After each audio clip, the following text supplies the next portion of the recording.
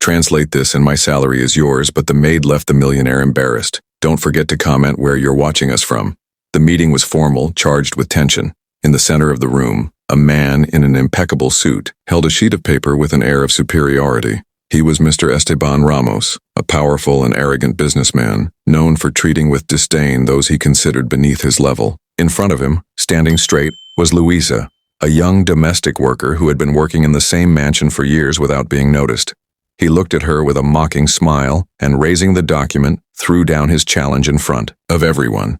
Translate this to English right now. If you do it well, I'll give you my salary for the day, but if you fail, you'll be cleaning the bathrooms alone this week. The room let out some uncomfortable laughter. Luisa bit her lips but didn't move. Her gaze was firm. Esteban enjoyed every second of this display of power. He knew the document was full of legal jargon, a contract drafted by his lawyers in legal English. He didn't expect Luisa to know anything more than how to vacuum. Come on, what's wrong? Too difficult for a maid? He insisted, as the employees in the back exchanged uncomfortable glances. What no one knew was that Luisa, years ago, had abandoned a translation career to take care of her sick mother. She had studied diligently, but life had led her down a different path, and now there she was, being humiliated by a man who didn't even know her last name. The financial director, who was witnessing the scene, felt uncomfortable. Esteban, enough. This isn't professional, he said in a low voice, but the businessman didn't even look at him. He just wanted to show off. If you can't, just say so. Nobody expects someone like you to understand international contracts, he insisted, raising his voice. Luisa remained silent, but inside, she was boiling, not out of pride, but because of the way that man thought he had the right to demean her in front of everyone. It was clear, this wasn't about the document. It was an embarrassment disguised as a joke. One of the young secretaries approached discreetly and whispered to Luisa, "Don't pay attention to him. He's always like this. Sometimes he goes too far." But Luisa didn't respond. It wasn't the first time Esteban had mocked the workers. Once he had fired a gardener for not greeting him enthusiastically enough. Another time, he made a cook cry for correcting his pronunciation of a French dish. For him, respect had a price, and those who didn't earn enough simply didn't deserve it. But this time, he had gone too far.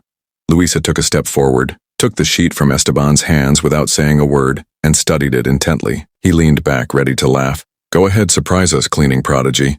But Luisa ignored him. Her eyes moved quickly and surely over the text. Murmurs began to fill the room. Some people were recording with their phones. Esteban didn't notice. He was too confident in his supposed joke.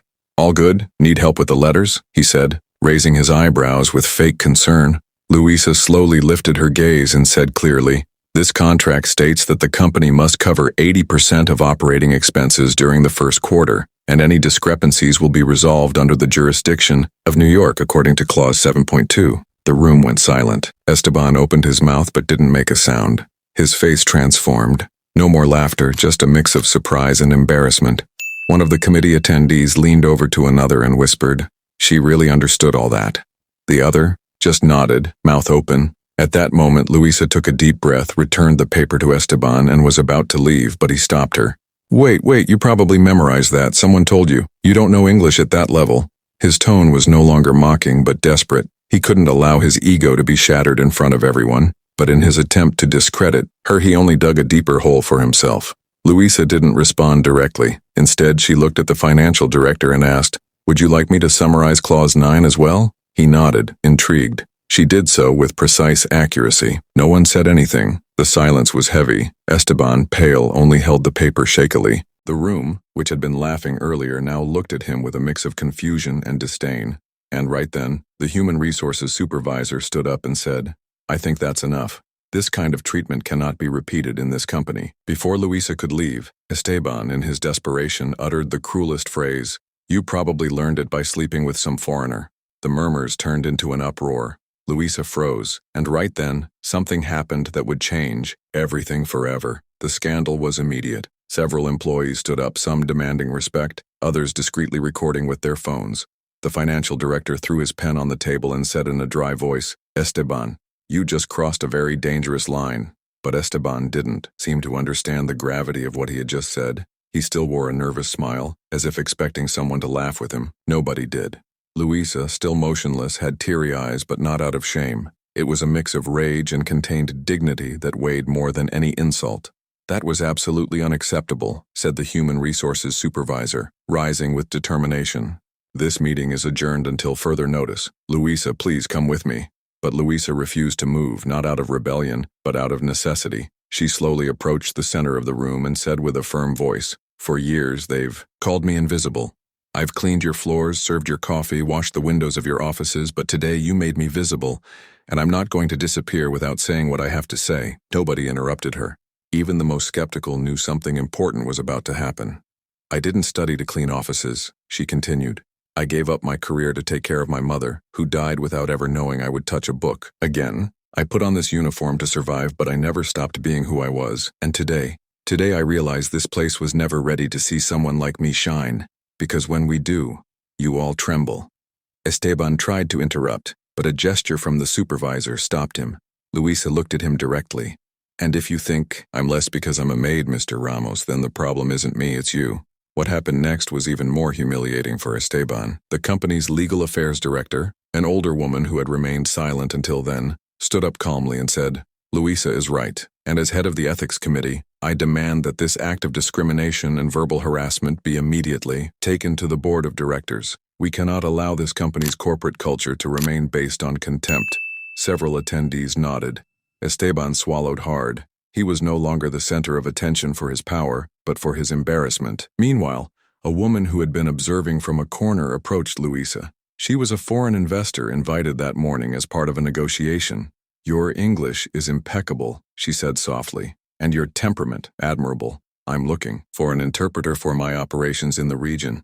If you're interested." Luisa looked at her, not knowing whether it was a trap or a sincere gesture, but the woman's eyes told the truth. For the first time in a long time, someone saw her worth, not her uniform. Luisa agreed to meet with her later, but before she left, she asked to speak with the committee. "I don't want to be hired out of pity or for you to forget what happened. I want you to know that if it weren't for this public humiliation, today I would still be invisible to you." Her voice didn't tremble. It was strong, clear, and brave. The financial director nodded solemnly. "You're right, and if you want to stay here, work in another area, train with us, the doors are open." Luisa looked at him with respect but didn't answer immediately. She knew that decision deserved time. Esteban, completely cornered, tried a clumsy apology. "I didn't mean to offend you, Luisa. It was a joke, a mistake." But no one took him seriously anymore. The damage was done. The recording of the incident was already circulating among the employees, and some said it would soon reach social media. His image, his reputation, everything was beginning to crumble. Justice doesn't always come with noise, but when it comes with weight. And this time the weight was entirely on his shoulders. Luisa took off her apron in front of everyone. She didn't throw it or rip it. She folded it respectfully and left it on the table. "I'm not ashamed of what I've done these years, but I refuse to continue being treated as if I'm worth nothing." She walked towards the exit, and everyone moved aside respectfully. The foreign woman waited for her at the door while several employees followed her with their gaze, some with tears, others with admiration. Esteban stood alone in the center with the document still in his hand, as if he still didn't understand that he had lost something more valuable than an argument, his dignity. You never know who is behind the mask. Appearances can deceive, but respect and dignity must always be non-negotiable. If you like the story, don't forget to like and subscribe the channel for more inspirational stories.